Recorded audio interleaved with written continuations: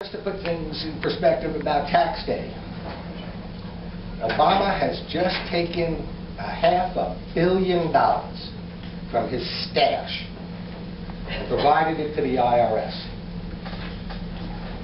Why? For the enforcement of Obamacare. Absolutely. Just to get off of that in particular, how many people believe that identity theft is a problem today? Now that will seem a little off context. However, the IRS, if you believe, doesn't have enough information about you now, you ain't seen nothing. If you believe that the 2010 census that was digging into your personal lives was an infringement on your privacy, the IRS is going to be coming after you even more for more information, more intrusion into your private lives. I'm a certified information systems auditor. And as that information is electronically digitized, the access to it, the ability to modify it, to steal it, grows. The government has no clue how to stop it. Just look at a week or so ago, the credit card processing company. Millions and millions of people's privacy and identity are being stolen now. As that information is collected, it's going to be harder and harder to protect it.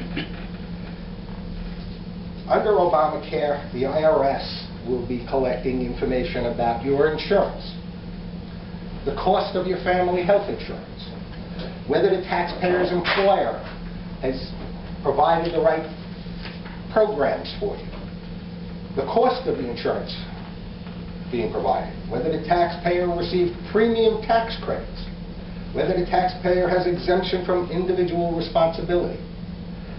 One of the scariest parts of the IRS collecting that information is that they will be sharing that information with thousands of bureaucrats and clerks across the country at the state levels. And we know how secure and reliable the states are. The other item that you may not realize is that the penalty or the evaluation will not be based on your income.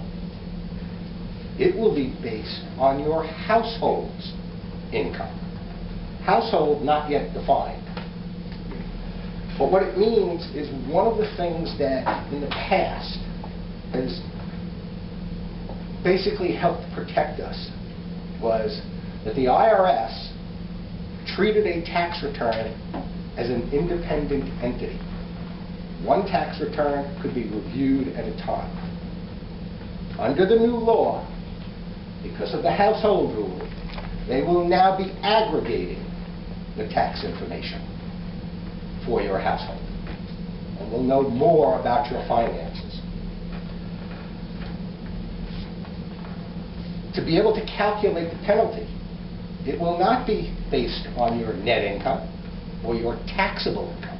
It will actually be based on your gross income, meaning before you take deductions. So even if you have enormous deductions for medical bills, for insurance, for catastrophic losses, it will not be taken into account in determining whether you have to pay for your insurance. And that's just some of the items that the IRS is going to be taking. That's why they need $500 million to get started. 4,000 more IRS agents scrutinizing everything you do. Between that and the amount of medical information that will also be out there, any chance of privacy, security, your own rights pretty much are going to go down the toilet. And remember one other thing with the IRS, because this won't change. You're guilty till you're proven innocent. I don't know about you, but I truly enjoy that letter from the IRS. Gee, we'd like to meet with you to discuss. I hope and pray with all my heart that the Supreme Court upholds our rights to life, liberty, and the pursuit of happiness, and the government that our government is out of control at all levels. Children can't open a lemonade stand. Parents can't provide proper lunches for their children. The removal of God Bless America from the song God Bless America. What? The generosity of individuals and entities donating food is being restricted and eliminated. Restaurants, you can't put salt on the table. You can't put salt in the food. Whose business is that? It's certainly not Bloomberg's. Yeah.